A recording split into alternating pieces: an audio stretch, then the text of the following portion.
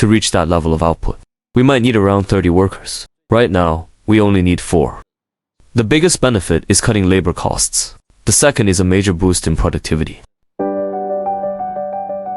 Hi everyone, I'm Andy from Data Beyond. Today we're in Zhejiang to show you China's first standardized modular textile waste sorting project.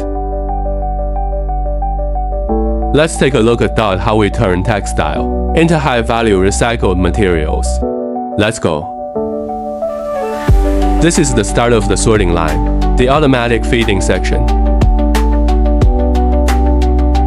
Workers just need to spread out the clothes and place them evenly on the conveyor.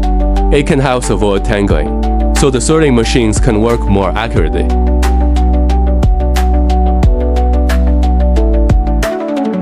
This is China's first fully automated textile waste sorting line, applied to MRF, with a processing capacity of about 10 tons per hour. It can sort multiple fabric types simultaneously. It is currently sorting out high-purity polyester and nylon from blended textile waste. Other materials are directly conveyed to silo number 1 for automatic weighing. The second optical sorter separates high-purity nylon and polyester. They are then stored in silos number 2 and number 3 for automatic weighing. In addition, this sorting line can also separate high-purity cotton, polyester spandex blends, and nylon spandex blends. These are auto-weighing silos. For example, silo number 2 is for polyester.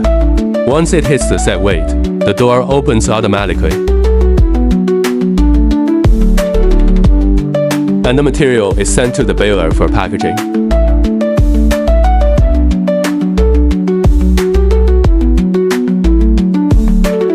This smart sorting line turns discarded clothes into the recycled materials that chemical recyclers and fashion brands need. Before, sorting textile waste was slow, costly, and inefficient.